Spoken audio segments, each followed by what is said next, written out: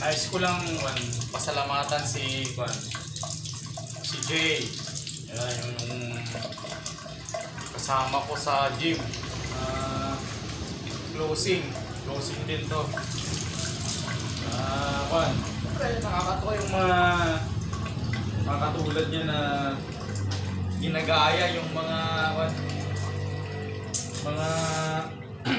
tinuturo ko sa gym. Ginagaya niya yung upper chest doon sa fly machine. Nasabi niya nung kasabayan namin sa gym, gawin ko ngayong sa vlog ni Kuya Joe, sabi niya. Yung mga ganung bagay, kahit simple lang, di ba? Nakakapag-boost sa atin ng siyempre pakiramdam na magturo ulit sa gym. So Jay, pagpatuloy mo lang. Thank you Tsaka kay Ma'am Andrea. Nag-feedback din siya ng positive sa atin dun sa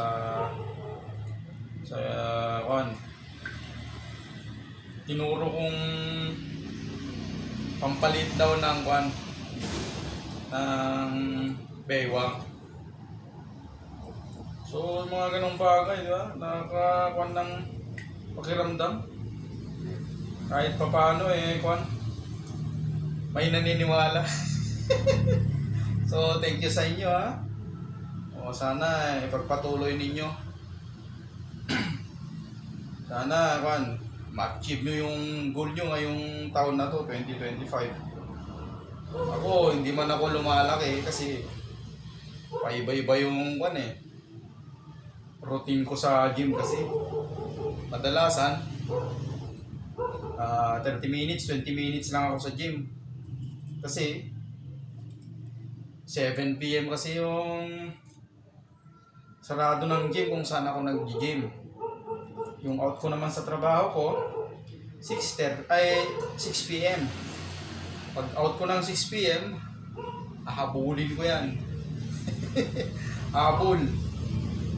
Pagdating ko sa gym, mga 20 minutes, 30 minutes na lang. Pero sige lang, buhat pa rin.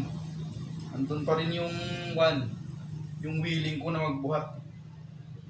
Kumbaga, hindi na pagpapalaki ng katawan yung dun yung outcome nun pagpapawis na lang ng konti. Pero sa mga susunod baka palipat ako ng schedule para paglaro ako sa araw, magpanggabi naman ako sa trabaho. Kasi na-miss ko na rin talaga magbabad sa gym So Jay and Ma'am Andrea, thank you so much. Sana mas lalo nyo pang galingan. So thank you sa mga may gustong magtanong dyan about sa fitness. Huwag po mahiya kasi i-demo ko po yan kung may time ako. Thank you. Sana mag-ingat kayo palagi.